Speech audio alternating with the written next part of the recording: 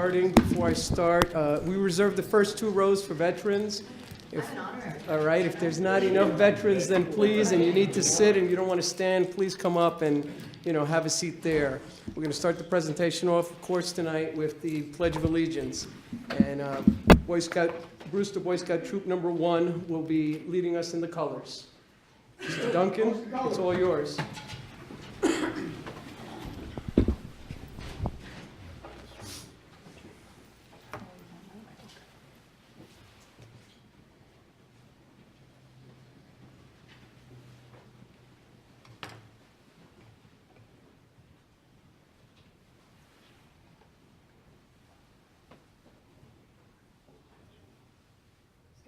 Salute. I pledge allegiance To the flag of the United States of America and to the republic for which it stands, one nation, under God, indivisible, with liberty and justice for all. Tie your colors.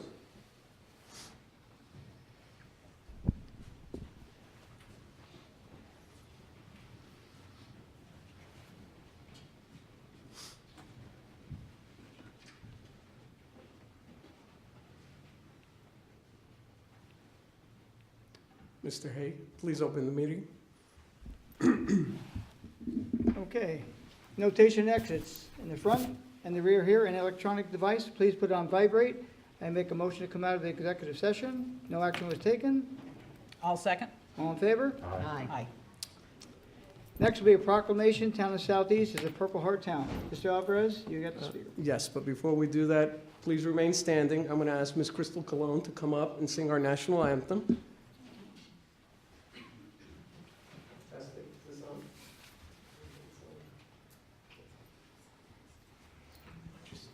Front and center. Okay. Here we go next.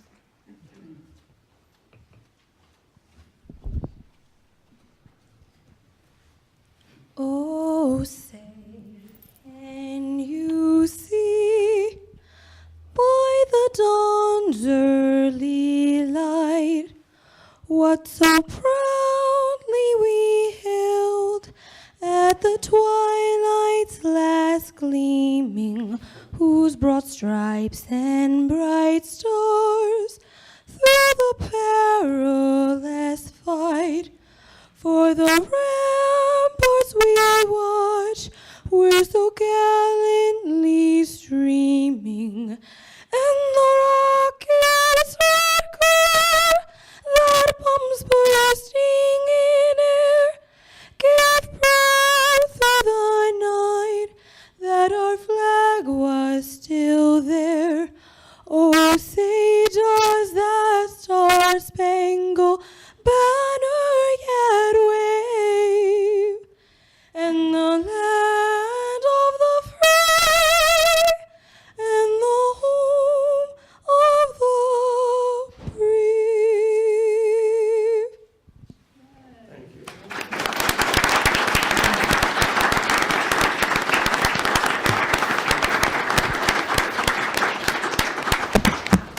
Please remain standing. Just a quick moment of silence, just to remember those that, of course, are no longer with us.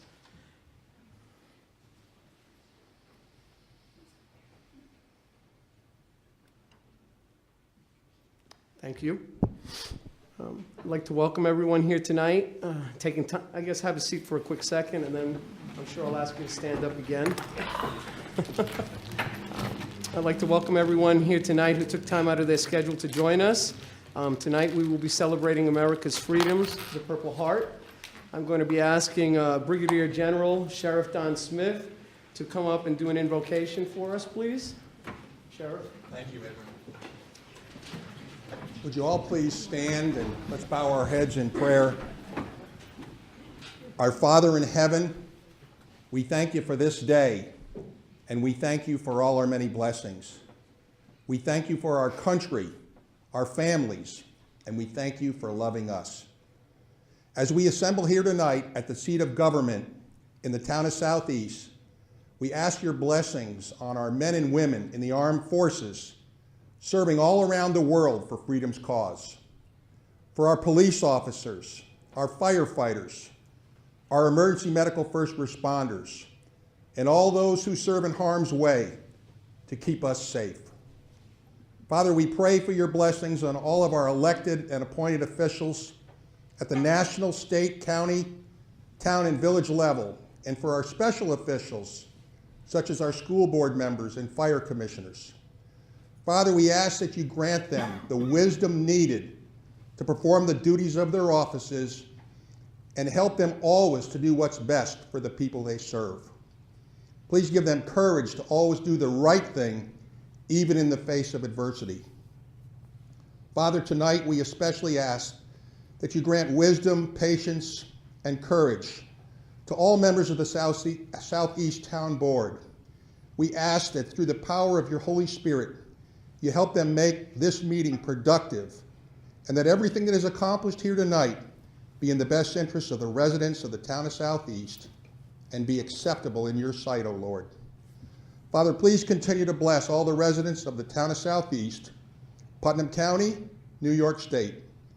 And most of all, we ask that you continue to bless the beacon of freedom, hope, and justice, the United States of America. Please help us, Father, be a blessing to other people in everything that we do. And all this we ask in the name of the God of Abraham, Isaac, and Jacob, and in the name of Jesus Christ, my Lord and Savior, in whose holy name I pray. Amen. Amen. Thank you, Sheriff. All right, you guys have a seat for a minute, please. Just going to briefly like to give a definition of what the Purple Heart is tonight. Just the Purple Heart is one of the most recognized and respected medals awarded to members of the United States Armed Forces, introduced as the badge of military merit by General George Washington in 1782. The Purple Heart is also the nation's oldest military award. The Purple Heart is awarded in the name of the President of the United States to any member of the Armed Forces of the United States who, while serving under competent authority in any capacity with one of the U.S. Armed Services after April 5, 1917, has been wounded or killed. I'm just going to mention a couple of dignitaries in the audience. I'll ask you just refrain from clapping, maybe towards the end. I want to thank the Boy Scouts again, so give them a round of applause, please.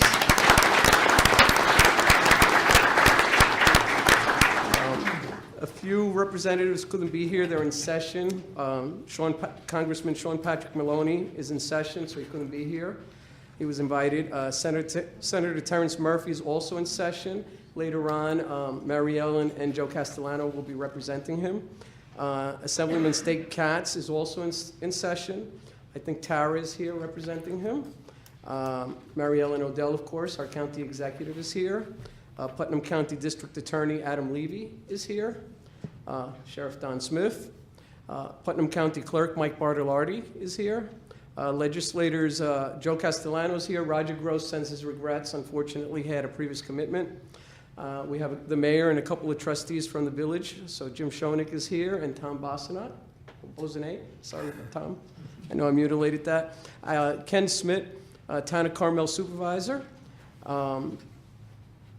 Then we have Carl Rohde, Director of Putnam County Veterans Service Agency, plus he's the past state commander.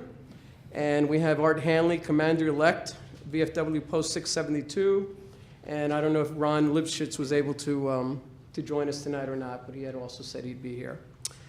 My fellow Americans, ask not what your country can do for you, ask what you can do for your country. John F. Kennedy.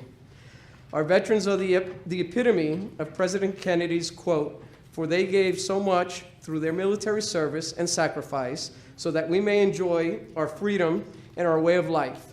Freedom is not free.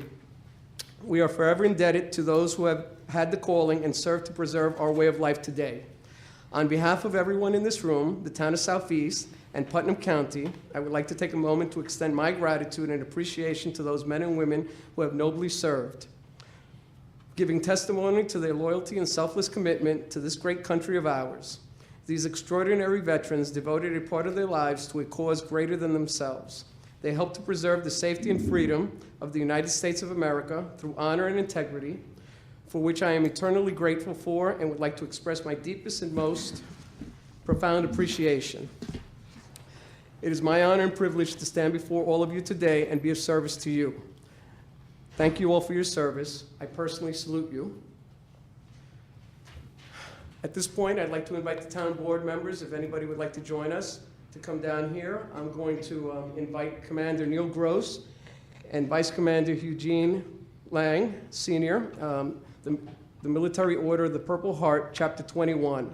I'd also like to recognize all vets in the audience. So if there's a vet in the audience, please stand up. And if there are any Purple Heart recipients, please come up here to join us as well. So please take a moment to do that, and let's make it happen.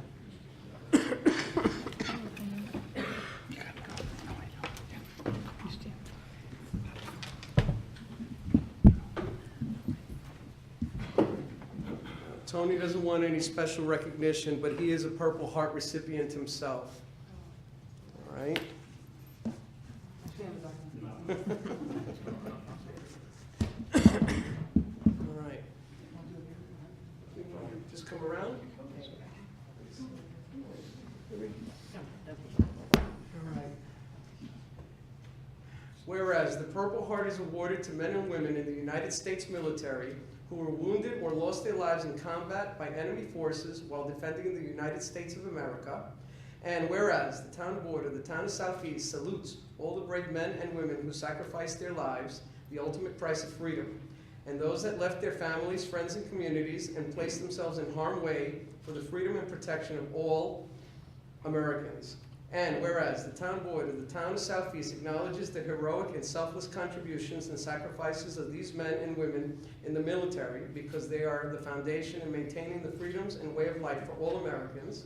And whereas the town board of the town of Southeast recognizes the men and women of the military who reside in the town of Southeast, those who made ultimate sacrifice, and those who served in the armed forces, and who are the recipient of the Purple Heart Medal. We honor them and commend them for their acts of bravery, and now, therefore, be it resolved by the order of the town board of the town of Southeast, who hereby proclaims the town of Southeast as a Purple Heart town, and recognizes the dedication and sacrifices of all men and women in the United States military who valiantly serve to protect the freedoms enjoyed by all Americans. God bless our armed forces, and God bless the United States of America. I present this to you. Thank you so much for your service, gentlemen. Please say a few words.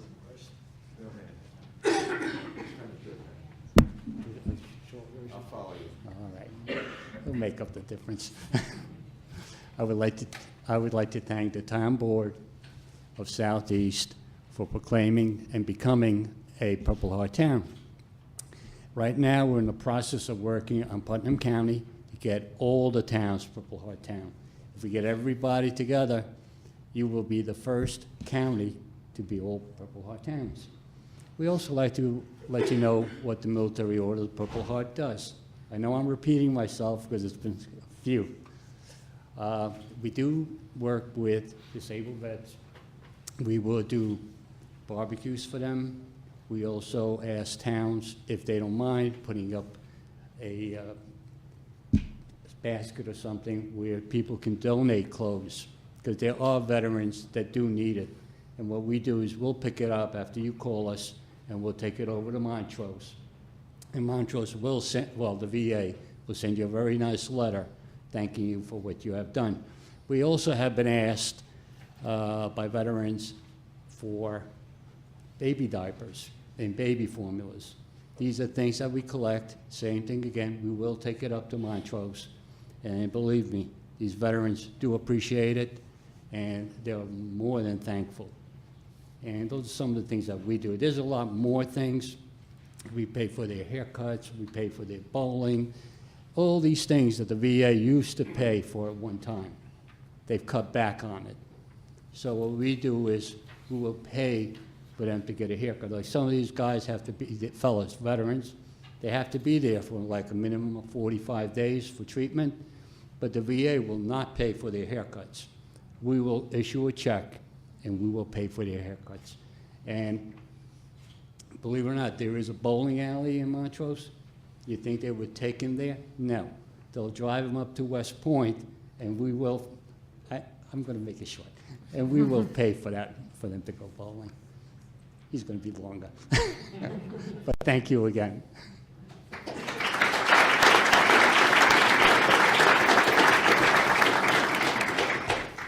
Thank you, Eugene. Okay.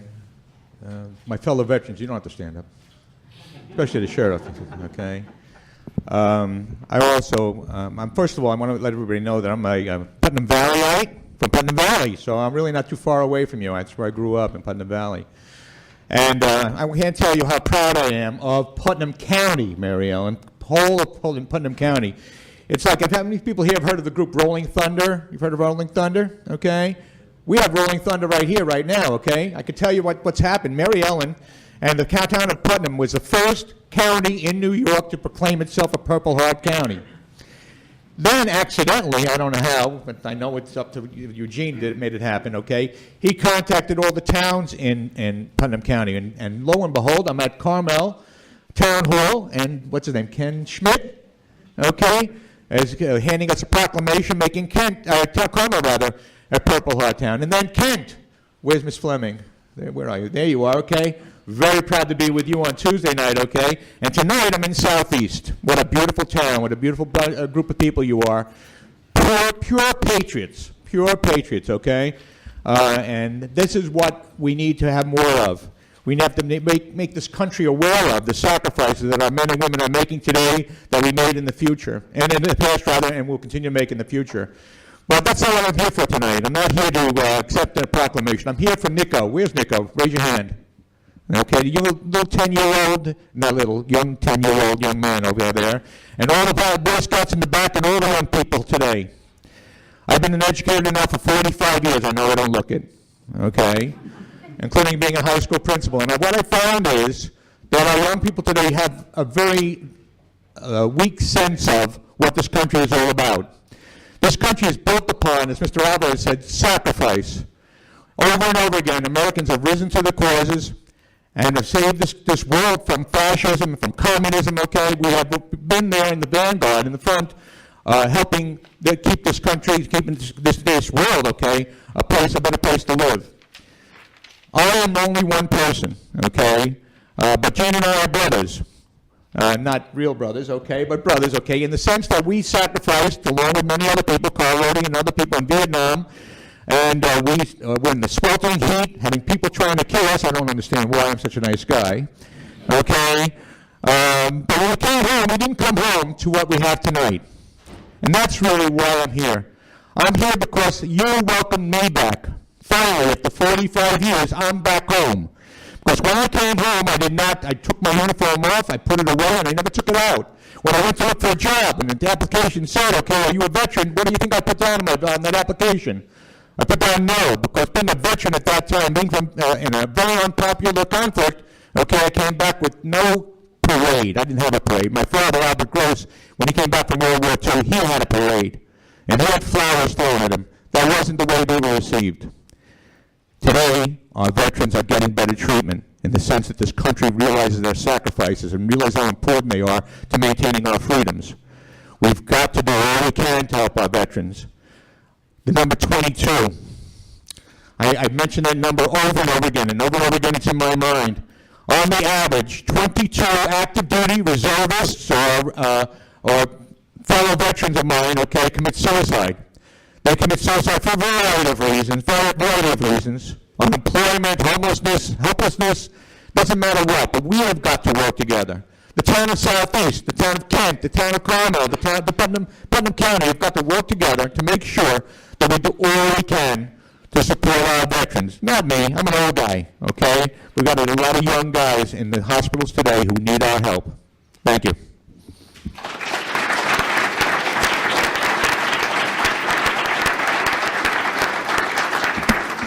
Thank you so much. I forgot to mention, I know District Attorney Adam Levy's in the audience as well. I think I missed him before, and I believe my friend from Putt Valley, Bob Tendy, is also here.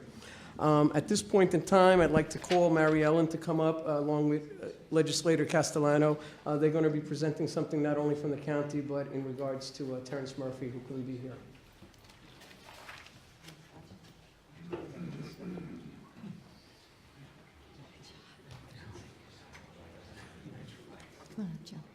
Good evening, everyone. I would like to thank our colleagues in government, the town of Southeast, for recognizing our Purple Heart recipients. But this evening, I think that it should be noted that this past Sunday, April the 19th, marked the first anniversary of the passing of a true patriot and a Purple Heart recipient and a son of Southeast, Mr. Dennis Castelli. And for those of us who knew Dennis, you loved Dennis. And when Dennis wasn't advocating for our historic integrity here in Putnam County, he was always advocating for his fellow veterans. And as Commander Gross and Senior Vice Commander Mr. Lang have noted, veterans are not ones to be here to take accolades and accommodations for themselves. They do it for each other, for their brothers, for their comrades, for those that they stood shoulder to shoulder with in conflict, both in the battlefield and at home. And to their families as well, the people of Putnam County that I'm so honored to represent, we'd like to thank and acknowledge all of them as well. Dennis Castelli is the reason why Putnam County has the distinguished honor of being the first Purple Heart County in New York State. Dennis Castelli beat 59 counties to the punch, and he was extremely proud when we were able to achieve that honor. It astounded the leadership in the state for the Military Order of the Purple Heart that our tiny little county was able to get in first for this honor. And so they came to Putnam County because they had to meet the people that made this possible. And it was really a wonderful celebratory moment for Mr. Castelli, and he was extremely proud, as I was as well, to be a part of that. And after the honor was officially bestowed upon us, Dennis designed this Purple Heart symbol for us here in Putnam County. His wife, I would refer to her rather than widow, Athena, left this for me in my office today, and I thought it was extremely fitting that I would today gift this to both the commander and the junior vice commander of the Military Order of the Purple Heart on behalf of a grateful county and a grateful nation. And thank you for your service, and welcome home.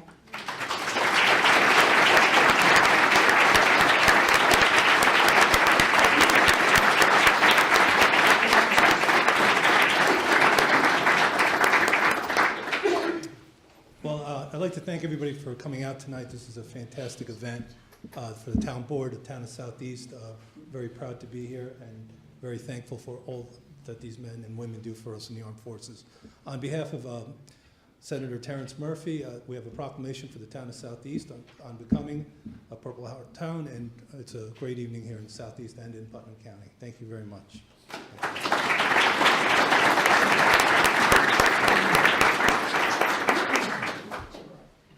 Almost done. I don't stay up here, photo ops or whatever, take some pictures later on.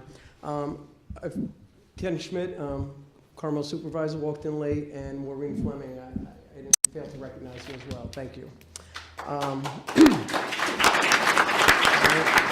Almost over. I want to call Carl Rody to come up here and say a couple of words as well, please.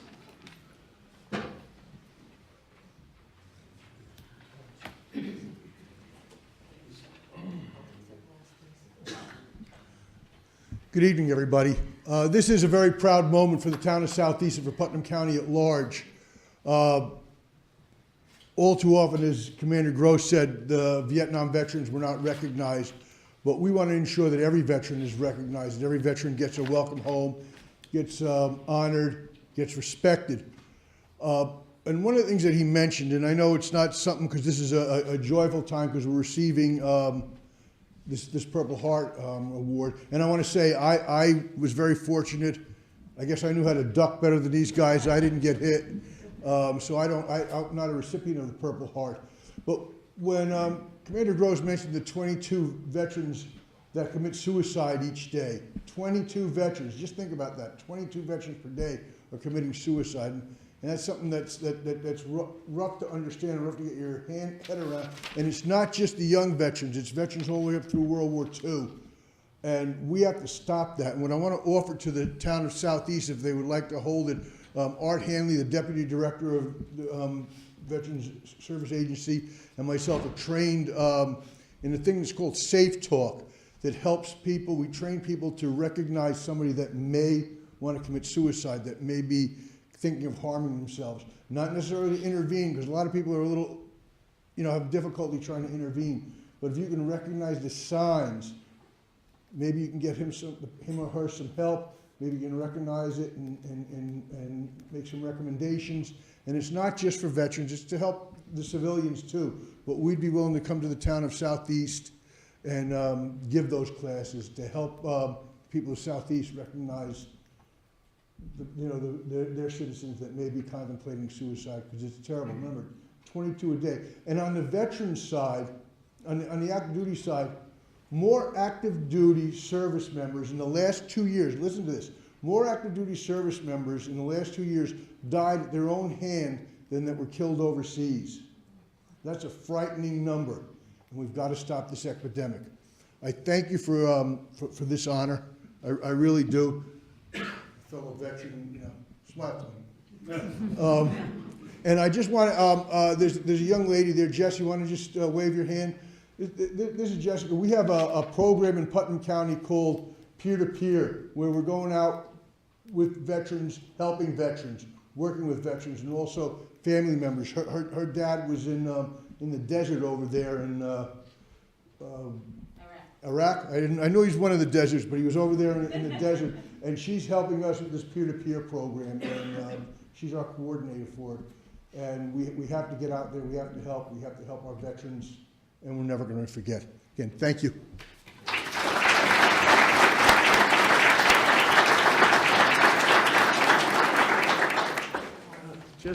Tara's going to come up representing Assemblyman Katz, and then 2 more items, and we're done.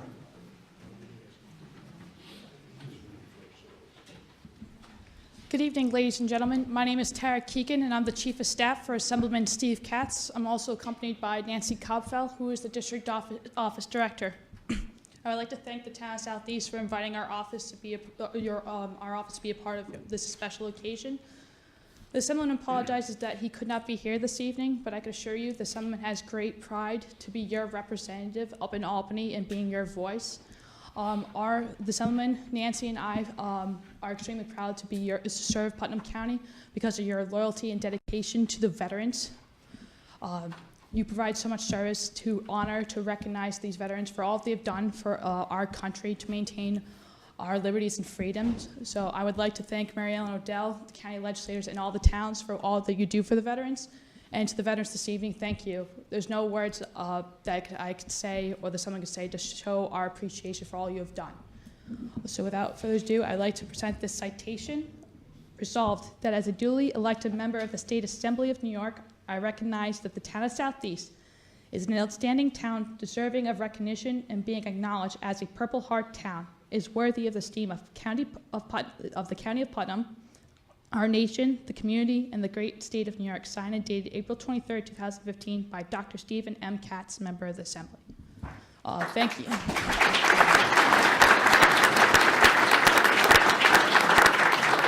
Thank you guys for coming out this evening and honoring the town of Southeast. Thank you.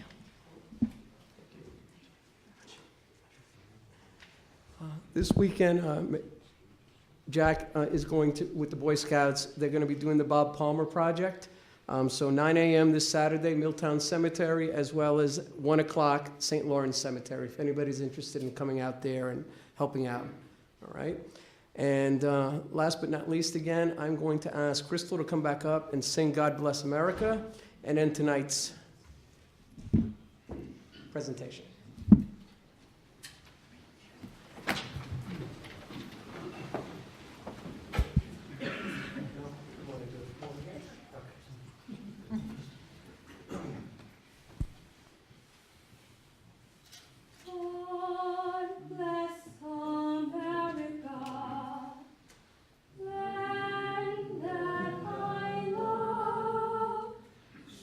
Beside her, and God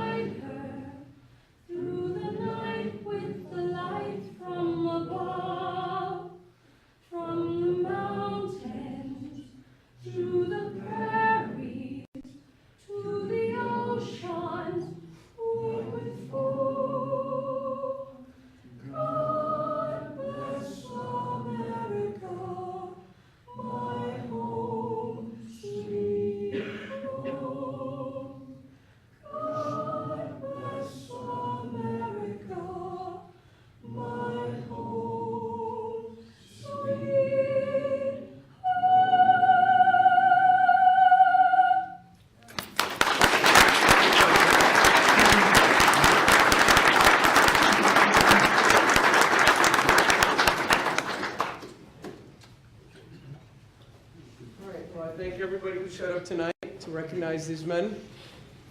All right, maybe we'll take a quick 2-minute recess and let the room either empty out, take a couple pictures and whatnot, and then we'll go on with tonight's meeting. Thank you again for coming. Thank you, Crystal. Thank you to the Boy Scouts, okay? I make a motion to come out of recess. I'll second. All in favor? Aye. I make a motion to continuation of the public hearing for the comprehensive plan. I'll second. All in favor? Aye. Prior to coming up for anyone to speak in this evening, this is going to be continued as well after this evening. There's a few items that are in process now, so we're not going to close the public hearing tonight on the comprehensive plan. So if anyone would like to speak that hasn't spoken in the past, we had a comment period. We received a few comments, but the continuation of this will be at the next meeting, which will be May 9th, May 7th. May 7th, I keep getting yes. confused. May 7th. Anyone wish to speak to this evening? You'll have a chance again, May 7th. And try not to be repetitive, please. Oh, it's for everybody, not just you, Ann.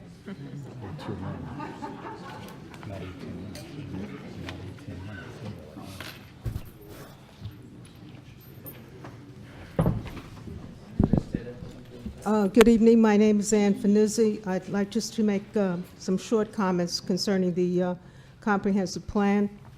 I have received several materials, and I thank Michelle for her patience and also the members of her staff.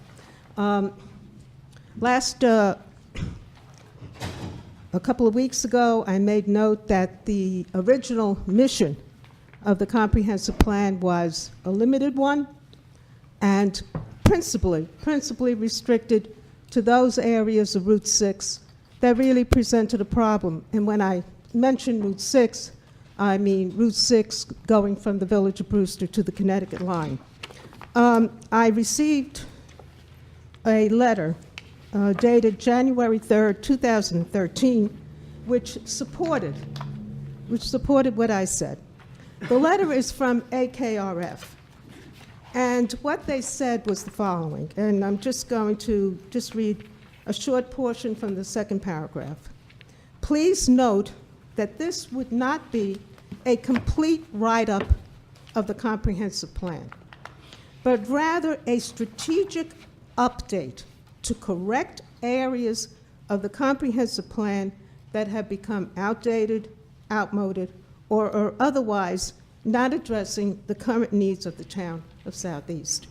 And it was apparent from all the meetings that we had for about 6 or 7 months, maybe a little bit more, that there were certain needs that were not being met, and those needs had to do with the business owners that were located along the Route 6 corridor.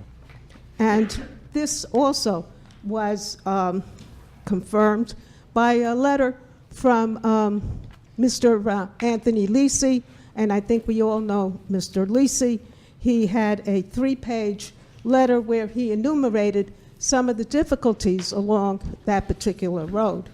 So what I also discovered was that in tapes, and I purchased the tapes and I had some of the tapes made from the meetings, that the original mission, which again was tweaking, and I looked up the word tweaking because that's the way it was presented to us, making fine adjustments, fine tuning. What happened is that slowly the comprehensive plan update that I received was not tweaking. It was a full-scale write-up of the comprehensive plan. And it was done, we might say, the reverse of what even the state recommended. Instead of having the comprehensive plan first written and then the zoning code attached to it, what happened was that the zoning code was changed and then the comprehensive plan was written to fit the zoning code that was changed. That is not the way the state recommends it. It is not the way it should have been done. And what I wrote is, yes, the grievances that the business owners had along Route 6 had to be met and had to be addressed, and I think that by and large, they were addressed. And that should have been the extent of our concern with the comprehensive plan. What you then had, inexplicably, mission creep, literally mission creep, that all of a sudden, and again, I just received it, there was a letter from the supervisor on the tape. The planning board chairman said, we want to, at a planning board meeting, which I did not attend, did not realize that the comprehensive plan was even going to be discussed, okay? And what he said is, oh yes, we want to have commercial businesses throughout the town. And that's exactly what happened in the updated plan and in the legislative intent. That was not the intent that I was presented with, nor many of the folks that attended the meetings. And again, I say if you want to update the meeting of the comprehensive plan, fine, then you have that one as the mission to do it. But not to have this sort of, today was $35, next week will be $45, but I've been constantly trying to get more and more information that I did not realize that no one had. And I attended most of those meetings. I'm a rather nerdy person and conscientious, so I did attend most of the meetings. So I again ask this board, yes, to do what has to be done on the Route 6 corridor. There were grievances. As a matter of fact, Mr. Lisi's letter was as of February or March of 2014. So we had been in session since 2013, okay? So this question of problems occurring along this road, and I'm not going to enumerate them because they were significant problems, and that really the board had to address. And they continued because they were kind of thorny and they were problematic. And some of us understood the problems and some of us did not. So I'm asking that that portion, yes, be the part of the plan that had to be addressed, write up the legislative intent for that portion and that portion only. But to have mission creep and to put uses that we were opposed to in the plan, everyone that I was sitting there was opposed to motor vehicle bureaus, or not motor vehicle bureaus, dealerships on Route 6. We were all opposed to that. And the residents also were opposed. All of the surveys said either discourage or get rid of the dealerships. And yet, it's there, okay? There are other uses that we did not discuss, were not part of the original mission, and so let's not be like Iraq, where we have mission creep and we can't get out of it. Let's go back to the Route 6. Again, if you wish to convene another comprehensive plan, do so, that's fine. And then if there are various other zones that have problems, whether they're the neighborhood business zone, whatever, I will tell you frankly, the outdoor storage was one of the main problems. I came down from my home, and I live on the border of Carmel, okay? And I went by a business that was very nice. And I don't know if I want to mention the business, but No, I will. you don't. Well, I'll mention it.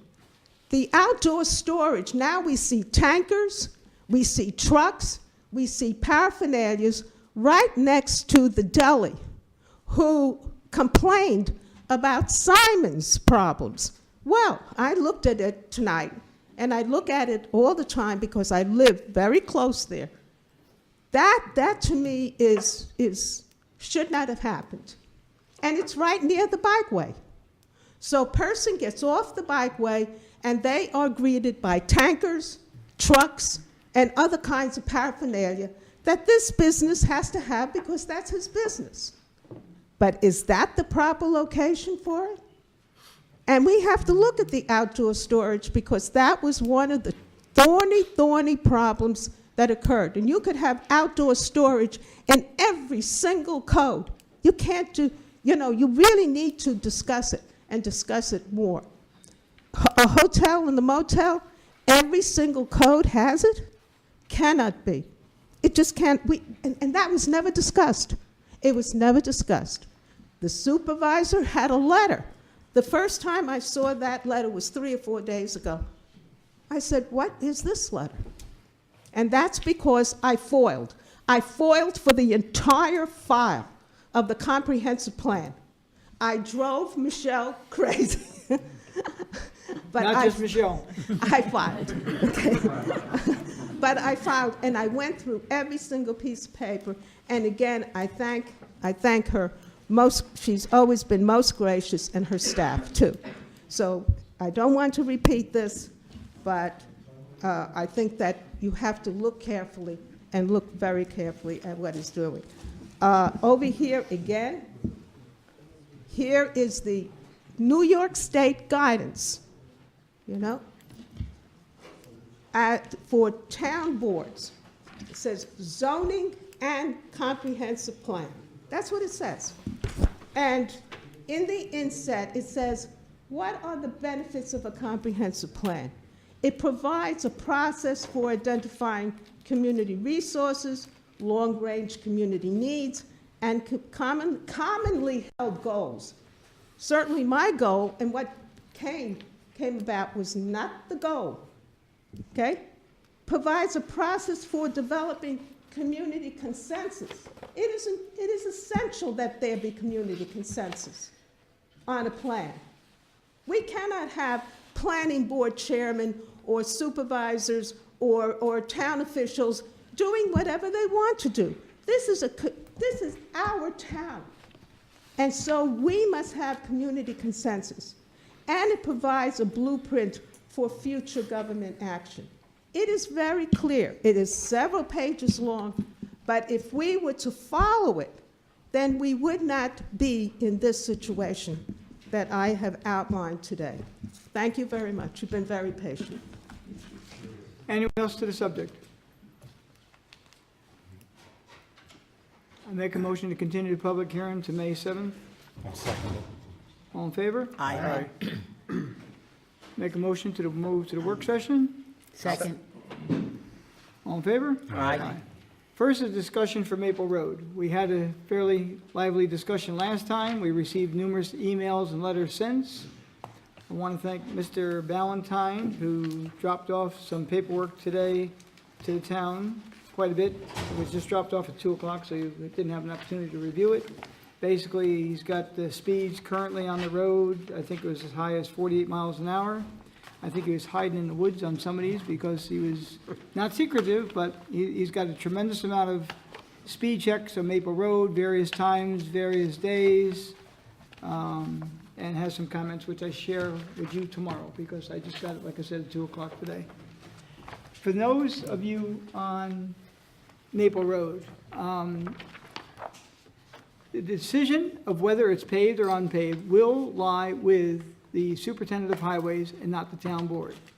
But I'm going to ask any of you this evening from Maple Road, you know your friends, if you have emails, I would like you, some point in time, tomorrow, thereafter, if you want to be notified if and when something is to take place on Maple Road, because nothing is going to happen tonight. We brought you back because I do have some information to update you with that we didn't have the last time. The files have an opportunity to review. They're in my office. Some of the town board members have reviewed it. And we have some updates, which I passed out to them today, which I just got from the highway superintendent about the cost. And again, the town engineer, but the final decision whether or not this gets done will be with the highway superintendent. So if you have emails and you would like to be notified the next time that an action may or may not be taken on Maple Road, we will notify you. Because if you're going to look online at the agenda to see if Maple Road's on there, you may miss it. We don't want anyone that's really interested not to miss it. Can I finish before you ask questions, if you don't mind? And so let me briefly tell you the update. At one point in time, it was around 300,000 and change for the repaving or the paving of Maple Road. The number is approximately $500,000. New York City DEP at one point in time, I won't say gave consent, but whatever they gave at that time has to be reworked. The superintendent of highways has been in contact with the town of Carmel about, the exit going through the upper end of the road. I believe the Reed Road, is it Reed Road? Reed Road? Kelly? No, the other one. Reed, up in Marnell Estates. Peter Road? Peter Road. Peter Road is really almost not an option, and he's checking with the town of Carmel. So again, if you have an email address, you can email the town clerk with your email address, and if and when something comes up, no action will be taken, at least until everyone's had an opportunity to be notified. The superintendent of highways will come that evening and tell us of his determination. Can't say if it's going to happen, when, where, don't know that. He has to do a lot of research. I have a file in my office that I got from the town engineer, which he's reviewed. The superintendent of highways had a review. As you know, this has been going on for probably 15, 20 years. Numerous letters, numerous petitions signed by the public, both in favor or against, and I'm not even saying if it's 50-50, but there's quite a bit of conversation about this item. So other than that, I hate to bring you all out, but I mean, this is about the best we can do at this point in time.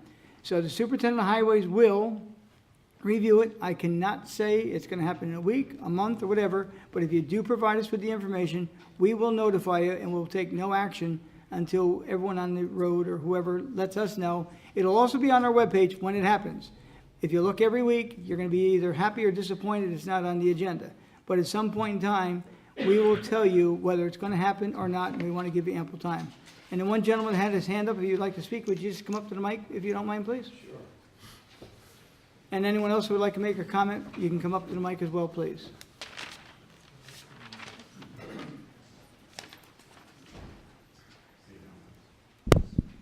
Hi, I'm Mike Durante. I live at 100 Enoch Crosby Road. I've been there since 1998. First of all, I'm kind of confused why the superintendent of highways is making this decision on our neighborhood that we have to drive through every day of our lives, and we've put up with this. I know there's somebody on the board that walks that road every day. She doesn't live or have to drive on the road if she doesn't choose to. And I know she's come out in the past against the road being paved. When we came here last month, I think many of us who have lived through this nightmare were pretty happy when we left, because you basically said that there's not a discussion about if the road's being paved or not. It's not the whole road. It's just a condition. We're going to do it one way. That's true. That's all we've ever asked for, okay? And why, thank you, why, I've been told that this man, by one of his employees, said he will never pave that road. And now it's in his hands. This is what we were told. I'm not going to say who said this to us, but it was just said, it was said to my wife about 3 weeks ago.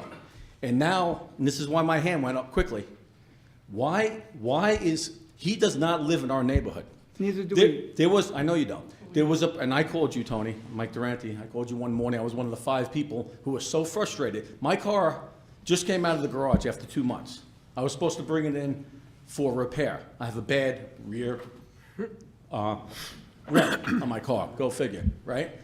And I couldn't bring it out because the car it's a low rider and it drags on the floor when it's like that. And it's like that quite often, not just in the winter. It happens every time there's a thaw, every time there's a heavy rain.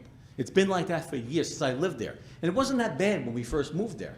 And then the whole neighborhood filled up, right? And you had buses and you had parents who drive their kids back and forth to school, okay? And I watch buses. I'm behind them. I leave at 7 o'clock, 6:30 in the morning. I watch buses go like this all morning long. I don't care what anybody says, okay? It's ludicrous that kids have to be on the bus like that. That's to begin with. But why is somebody like that making the decision on our road? It's our road. We live there.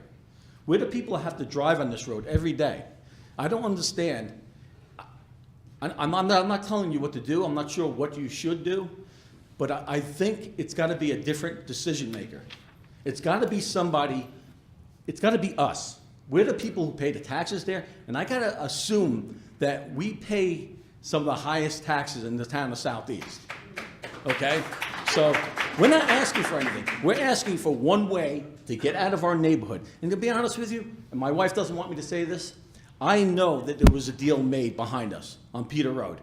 I don't want to go through there. I can understand that. Besides, I don't want to go down that hill in the winter. It's treacherous, okay? And you guys do a good job paving, plowing it, I'm sure. But, you know, every day, every week, there's these rocks now. There are rocks down like this, the size of my hand, okay? Years ago, I was going to bring a case of rocks to the town supervisor, Mike Wrights. I called him. He was laughing at me. I said, why are you laughing? Because I have a whole box full of big rocks on the road that somebody else brought me, a doctor that's off your road. I said, why do they put these rocks down? Every week they put these rocks down, they go to the side of the road, then we pay for them to put it down again and pave it. I mean, I don't get it. It's not doing anything. Okay? Yes, they've improved the road a little bit. It's a little harder. So now instead of mud and trenches, we have potholes in the thing, right? I mean, we all drive over them. You know, you came up last month, we all came here, you said, it's not a discussion, we're not paving the whole road, we're gonna pave it one way. That's true. Right? So we all left here thinking, okay, this is great. They get what they want, we get what we want. Pavement, right? That's all we want. And that's, Where does this man live? That's the Department of Highways. You have to understand, one thing, you know, I personally get constantly beat up by the public for anything that happens. No, let me finish, if I could. I'm going to. I understand that. I'm the supervisor. And every time I get a call about something to do with the highway department, whether it's plowing, not cutting trees, not paving a road, they call me. And I tell them, and the members of this town board, we are all separately elected officials. Now, Michelle, she's separately elected. I cannot go into her department, into her office, and dictate to her. Because if I could, Ms. Finizzi may not get all the information she's requesting, okay? But we don't do that. That's her choice. This town board, we're all separately elected officials to do certain work. And the highway superintendent is the same. If he needs additional monies, he will have to come to this town board and request those funds. But you know, it's funny because the last two times, the first time we met in the town hall in town, it wasn't the same supervisor of town of departments there. But I said to him, I said, how much does it cost per year to maintain that road? Never got an answer. I don't think we ever got an answer. The next time I asked the same thing. Listen, I'm a business owner. I own a small business. I understand, okay? I don't want to spend everybody's money. I get all that, right? I watch every nickel and dime. But if you put together what we spend every year, I got to assume that over 10 years, it's going to pay for itself. It has to.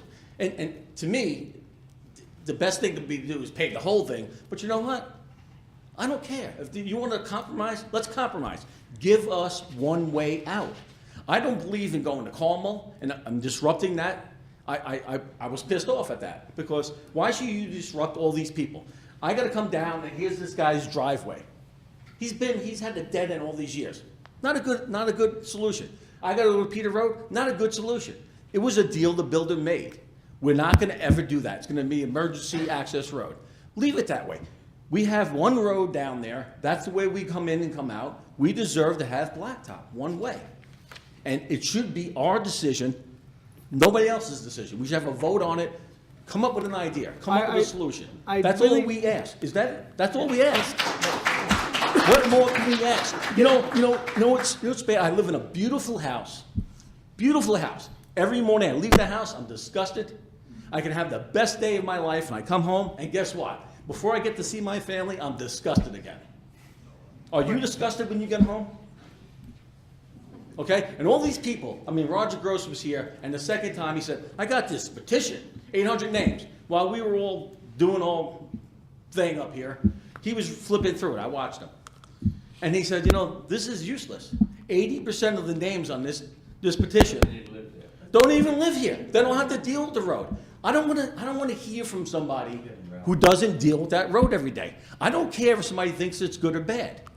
Okay, let me ask you, put the town attorney on the spot for a second, because I don't believe it can happen, and I wish it could, because I I do, well. had a similar problem when I was dealing with Springhouse. I looked at it that those people should have the opportunity to choose certain things, like, what was the one thing they wanted? No, they wanted something in particular. I guess it was the credit cards.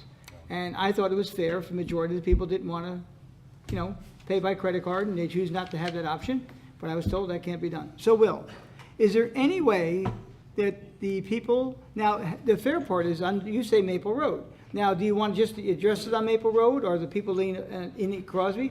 I don't believe there's a way to do a public referendum for that portion. But people come up here and say, it's a park. No. There's stuff like that. But let me just say something. The other day, I was going down the road, right? And where the hill goes, to the right, you come up and up, you can't see. No matter which way you're coming or going, you can't see. People are walking there. I had to move over to my left and go over that hill. Somebody could have came head on at me. I mean, you shouldn't even be walking on that road. It's dangerous. It's dangerous. And believe me, I like to walk on it. I used to walk my dog when he was alive on it all the time. It's dangerous. You move over, you can't see somebody. And I don't care. You don't have to speed. You come around a turn and another car comes over, you go to the edge where all the rocks go to, you can go 20 miles an hour. You hit your brakes, you start fishtailing. You're asking for, basically this evening, for a public referendum. I'm not sure if it can be done, so the question to the town attorney, is there any way a public referendum could be done so the people that live in that area can vote on this? It wouldn't be a binding referendum. There's no, the laws of the state of New York don't provide for initiative and referendum. So it's, the only time there would be a vote is if there was a determination by the town to bond the construction costs. And then conceivably there could be a vote on the bond. But as to whether or not That would be the whole whether or not town, you're going to pave it is really not a. Well, okay, let's go to the bond aspect, because maybe for the bond, could you limit the number of people that were to vote on that bond, or is it the entire town? It's the entire town. because it's See? the town's You're not- money. you- The one sorry, other go on. thing that I think is important to note is that Maple Road is a designated scenic road, and I don't have the law with me, but I believe it specifically states that it is the highway superintendent who has the right, he is the one who has the right to pave, not pave, to change that road in any way, to put up guardrails. That's where, that's the position that makes the determination. And it's not limit, and it's also not limited to that, what I said earlier, being a separate elected official, that's where the true power lies. I'd also Now- like to say, one other thing is, I'm liaison to Highway, and I've spoken to Michael Brune. He has never indicated to me, I don't know who you heard from, but he has never indicated one way or the other what he's going to do with that road. He hasn't. Why hasn't he done it then? So that means just if telling I you. run for the Department of Highway, when his term is up, This year, then it will be my decision, right? yes, it would be. Is that what you're It would be your saying? decision within the No. funding limits of the town. I mean, he's not even here. No, which no, just not- amazes me. there's no- But you know, the other thing is too, and I think it should be a decision, I don't know law, and I don't want to know law. I don't like politics. I don't get involved in it. This is the third time I've come to sessions, only because I'm trying to do what my neighbors want. You have to look at the economics. I know how often they're down there. You can't tell me that even by paving half of that road, that we're gonna save the town tax money. I mean, The numbers I read, to answer your question, was around $22,000, and this was old numbers, that's not current a numbers. year, A year. that's impossible. That includes labor of the guys down there? Yes. You're talking about a dump truck dumping how many loads of rocks, 2 or 3? Whatever They it- spread it out, the spreader, the paver, the roller, and they do that once a week. No, overall, you asked for a year. Yeah. That's what the estimate was that I saw, that was 22. And believe it And or we not. can see those records? Can we all see those Well, records? I can provide it to you, but the bottom Okay. line is, these are old numbers. Right. Okay, they're not, and that's something he has to do, because this is something new that came forward. Yeah. He is reviewing the items, okay, he's working with the town engineer on it. He came up with these numbers for tonight's meeting at my request, okay? And he's researching it, he's gonna go back to the DEP, check on all these, and once he has all that information, that he's gonna provide us with what's gonna happen. And that's why I'm saying this evening, that we will notify you as this moves along. I don't want you to come back week after week after week and not tell you anything. I have a number tonight, which is new, okay, which I was unaware of, the board's unaware of until, like, yesterday was finally done. And the history of it, it's like probably the two reams was this thick of it. All the petitions, everyone signed a petition. I read it, you know, I didn't read them all, but I mean, you can see all the petitions. It's lengthy. He's reviewed them. He has not said yay or nay, and I'm not going to speak for him, and I didn't want him to come here tonight because he's not going to tell you any more than I can tell you. He should be, you know, I mean, people don't start emailing him and bugging him, but you could if you want, but it's, you know, he has to reach a decision. He's going to make it based on finances and whatever, and he will issue a report as to his decision-making process and why or why not it would get done. But the only, I can guarantee you, the only thing the gentleman's looking at basically our request, is only the portion from Enid Crosby toward Checkpool. Which is, I think is fine with everybody. That's all he's- It's a that's good all- compromise, and that's why when you said it to us last month, you know, it's not that we thought, I don't know, in my mind, I didn't think it was a done deal, but I just thought it was a good compromise And for that- everybody and it who has was not looking changed. to see, you know, it's a scenic road. I'm not sure what that means. I'm not sure why It's we very have it. pretty compared to most Yeah, but you roads. know what, the whole, you know, you look at it, the whole road that surrounds that little piece of the reservoir, 2/3 of it is paved, has been paved. Look at it. Where's it running off to? I mean, that was the argument the last two times. It just doesn't make any sense to any of us. And I'm sure I'm speaking for a lot of people in this road. And you know, forget about the safety, forget about the speed. People speed no matter where they go. It doesn't matter. You know, I go 20 miles an hour, 15 miles an hour. The other day I went down that road. I was doing 15 miles an hour. A guy passed me on the left because I was going too slow. Well, I'm sorry. You know? So, you know, you can't go by that. The thing is, you know, we want a road to get out on. We don't want, you know, we're sick of the cars being dirty. We're sick of the tires we have to pay for because of the flats. And we're sick of those roads. I mean, go there today. Just take a ride. You walk on that road all the time. There are rocks the size of my hand and bigger. I mean, it's a beautiful scene. I just wish I could look up and see it in the morning and watch the sun come over the ridge. I can't. I got to avoid rocks. And then when I come home, I have to avoid people and cars coming at me. I mean, we shouldn't have to do this. We shouldn't have to do this. Probably half of you in this room, if not 80% of you in this room, don't do what we have to do every day, every morning and every night when we come home. And not to mention the parents that have to drive their kids back and forth. Listen, my kids are all grown. They don't live in the house anymore. My wife used to go back and forth, I don't know how many times a day going to the school. On that road, in the ruts, swaying, getting knocked. I mean, it's, you know, you've heard all this, right? Yes, we have. You know, something has to be done. Something just has to be done. And I don't know, you know, so we'll listen to his decision. And then after that, as a group, I think everybody, if it turns out to be a no decision, then we all have to get together and figure out what we have to do to get that road paved. Yes. Thank you. So again, if you have an email address, please just send it to the town clerk. I know a few of the people out in the audience, I can notify them. If they have neighbors, they can notify as well. It's going to take a minimum probably of 2 months because he has to do a lot of research and it's all going to depend on whatever comes back from the New York City DEP. We have something, I don't recall if it was exactly approved or they gave a preliminary approval to something. That has to be researched and finalized if it were to happen. And no guarantee that if they say it, it's up to the highway superintendent. And it's not going to just be on his shoulders because the bottom line, if he needs the money, he's going to have to come to us. Okay? There's someone who wants Anyone to else? speak. And when you have a chance, we have to come up to the mic. Go ahead, sir. Yeah, hi, Tony. My name's Jeffrey Tepper. I live at 91 Enoch Crosby Road. My wife sent you an email, sent the town board an email recently. I just want you to know, I bought my house and paid a lot of money, a lot more than I wanted to pay, because I get to drive on a dirt road. My wife's email to you said she would drive our kids back and forth. I just came from lacrosse practice. I coach football for the town of Southeast too. We're up and down that road the whole time. We've never felt unsafe on it. But the one thing last time I was here, I did say I wanted to bring something back to you along the lines of the potential of preserving permanently the other section of road that we're not talking about paving. And being a school teacher, I have my props. Do you know I have a competition here tonight? You know, Ms. Venezia used to be a school teacher. And she comes here almost every meeting and lectures us, so I hope you're not doing the same. No, not at all. Thank you. Not at all. I'm a guidance counselor, so it's Can you give, when you're done, would you give some guidance? it's resolution.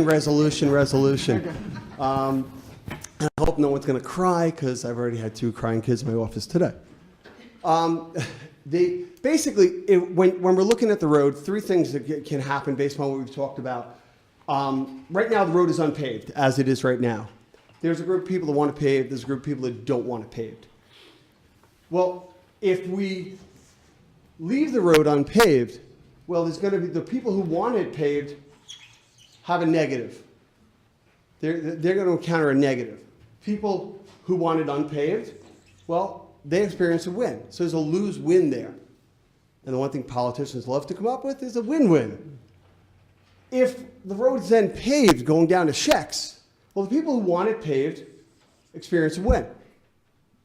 People who don't want it paved experience a loss. So now you have a win-loss. You went from a loss-win to a win-loss. If that section ends up being paved, which I personally would prefer the road to stay unpaved, I love the character of it. That's why I bought my house. That's what brought me to spend this much money and live my life in Southeast and in Brewster.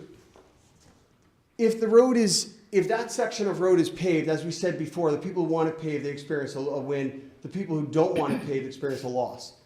If the other section of road is permanently preserved, well, these people now experience a win. And you have a win-win situation. And I think the one thing everyone in this room would go along with is no one wants to be back here 5 years from now, having another battle, having another. And my neighbors and I, we were joking. Dave Sala just came up to me at a track meet, and we're joking around with each other. We're dealing with it as friends and neighbors should. But everyone's very passionate about their position. I don't want to be back here in 5 years from now and arguing about, well, what about the other section? And what I feel needs to happen, the only way to truly preserve that road is to have an easement granted, giving away the paving rights. And if we have to go through New York City to do that, we're going to New York City to ask them to pave it potentially. Let's ask them to preserve the other side. Let me ask you a question as town attorney. Is that at all possible? Because I know if we pass a resolution stating that with this board is not going to ever pave that portion of it, the next town board can just override that resolution. So let me ask a question. Yeah. Could that be done? I think what he's suggesting is since the road bed is owned by the city of New York, that they impose some sort of a permanent restriction prohibiting paving of a section of it. Is that what you like? I mean, either if there's a permanent restriction, that's fine. Generally, the way those things are done is an easement is granted. If the town owned that road, the town would give away their paving rights. Town doesn't own the road. We don't, the You road. know what I'm saying? If the town did, you'd give away your paving rights. If I own 3-4 acres of land, I could give away my ability to build on that land any more than what's built there. It's given away to a group like the Nature Conservancy or the Concerned Residents of Southeast. You know, and obviously with New York City owning it, it becomes a more of a complicated factor. But I think you basically look at, and what I'm here for is to ask the town to look into that with the city of New York. What about the potential of preserving the other part of the road, which is probably even a little bit more scenic? I think that ends up giving everyone a win if the other side does end up being. I can paved. almost tell you by the length of road that's unpaved going the opposite way toward the hospital, I don't think we could ever afford to do it, ever. I get it, but here's the deal. What you're asking for, I think Yeah. is reasonable enough, and I would not have a problem supporting that. Right, because you know what? You guys are doing a great job with this, unlike some of the other groups that were here. But you guys are going to be on to bigger and better things, and there's going to be different people sitting in this seat, and 15 years from now, potentially, we're all back here again. So, as what I do on a daily basis, the resolution piece, if we're looking at paving a part of the road, we should look at preserving the other part. As part of a compromise, I'll begin researching it tomorrow. Thank you very much. I appreciate it. Thanks, Jeff. I'm gonna leave this here for you guys, because I don't need it. Can you give that to Ms. Venezia? She might use it next time. Thank you. Thank you, guys.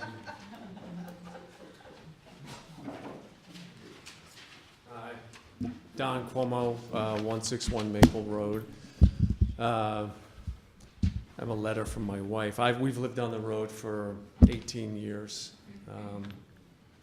We too moved to Southeast specifically because of the road.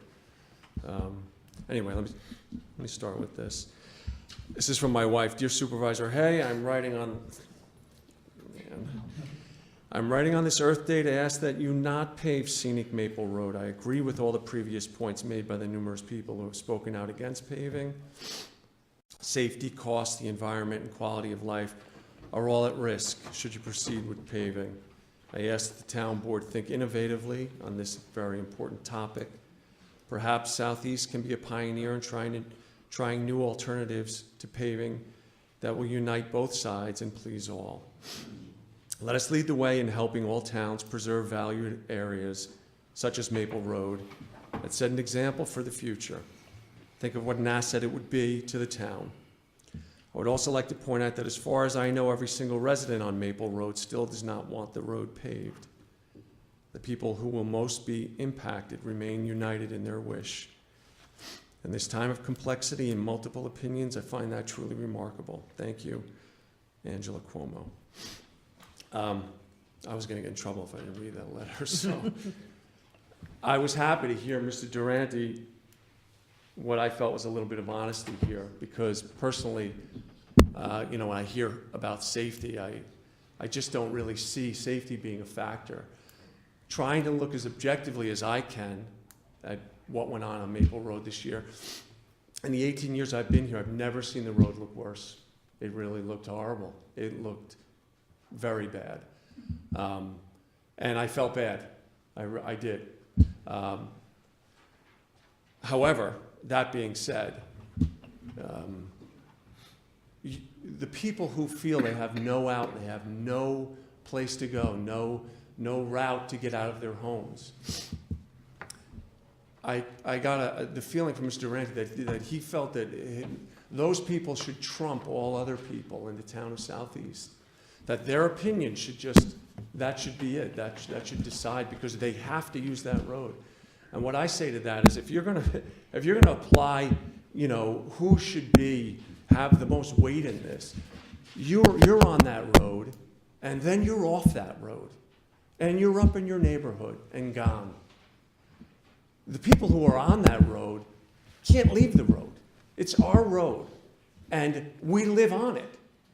And whatever happens to that road, and to me, a compromise, it's no compromise. I'm on that road constantly, and I see the traffic. I get a feel, and I'm sure Mr. Ballantyne, maybe some of his statistics can show this as well.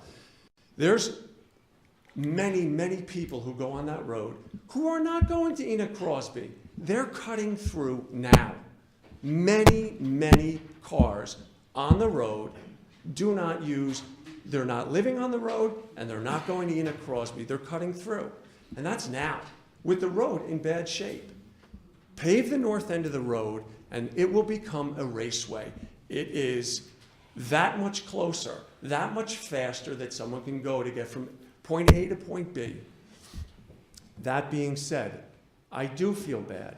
I feel like there should be something done. And I empathize with those people who do not have a way to get out. I don't think paving Maple Road, the north end of Maple Road, is the answer. And I feel bad as well. Mr. Durante's comment about he comes home from a day of work and he's miserable when he gets to the road. I come home from a day of work when I'm miserable, and that road makes me smile. As soon as I get on that road, everything slows down for me, including my car. So and I don't mean to point fingers, and it's my interpretation. I would like to see an alternative. I'd like to see the north end of Maple Road be maintained in a different way, and/or finding an alternate route in and out for those residents of Enid Crosby who don't have an alternative. But I do not think that paving, standard asphalt paving on the north end of Maple Road, it's the end of Maple. Thank you. Thank you.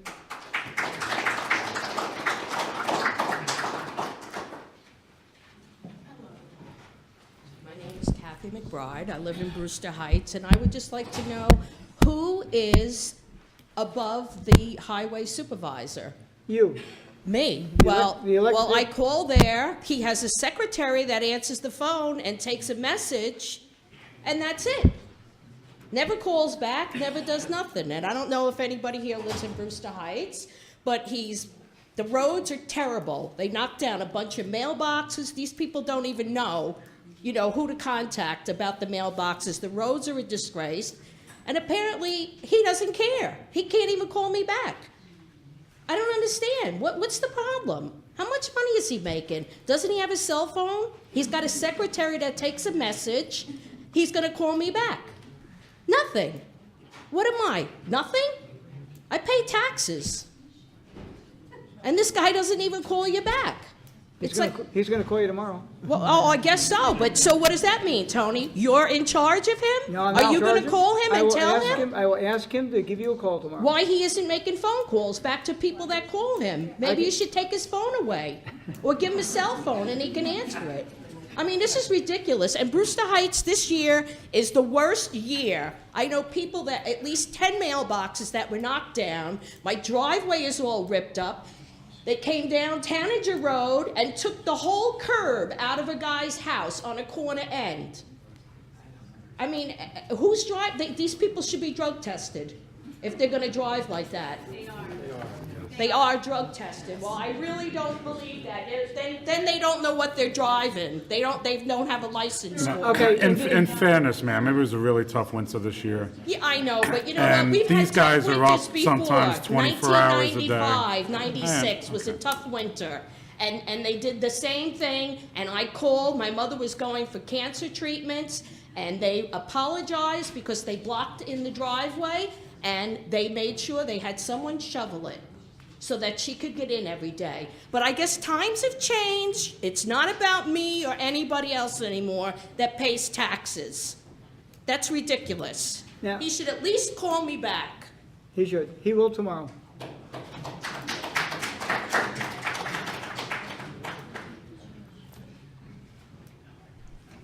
Yes. My name is Mr. Otto. We live at 117 Enoch Crosby Road, myself, my wife, and two other kids. Two kids.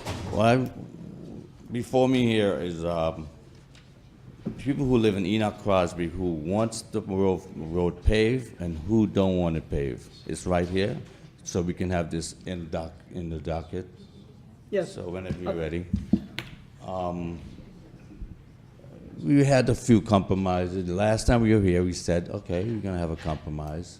Now we're backtracking. Where is the supervisor? The person who is supposed to make the decision on how we live? He's not even here. It's really, really disgusting. To me, it's an embarrassment. The person who says he's gonna get the road paved or not paved is not here to represent, for us to ask him a question, to say something about it. Sir, when it comes to that point in time, that gentleman will be here with that report. Yeah, but it looks, we were here the last time, you said, okay, we're making a compromise, but it's a safety of everybody, the kids going to school, the buses, who's gonna be liable if anything happens on the road? I lost a truck. My son is trying to avoid hitting the deer. I lost a truck. I spend money on fixing our cars. Who's paying us back? Okay, we don't need it back. We need a compromise. You came here, I felt good, we had a compromise. We say, okay, we're gonna do that road. Now we're back here again, and then presumably we're gonna come back here another month. Another month, another 2 months, back and forth like yo-yos. This is an up and down game. One is saying, yeah, or we compromise, or it was a bad winter, One's talking about Earth, what else? We're back and forth, and yeah, you sympathize with it, but yet, that same road, whoever lives on Maple Road is not affected by it. Because they can make a right and go on the asphalt road. They're not affected at all by Maple Road. They have an option to make a right and go away. We don't. Like the young man was just saying, we don't have an option. We come here, we plead, I've been in the union for 30 years, and I've never seen no stupid thing like this yet. I've been a bricklayer and a foreman in the city, and I've never seen no condition where they pave the road and not even to level the road. They used to level the road, now they don't. That road's gonna sink, sink, and sink. It's gonna continue. All what you guys have to do is to pave, like you said, but who's gonna be responsible if something happens on the other side of the road? Who's gonna be responsible? Something may happen, who's gonna be responsible? Who feels it, knows it? Who lives it, will do it? And for me to represent my kids and my family, I will stand up here every time and say what I have to say, because the road has to be paved. Thank you. Thank you. Thank you.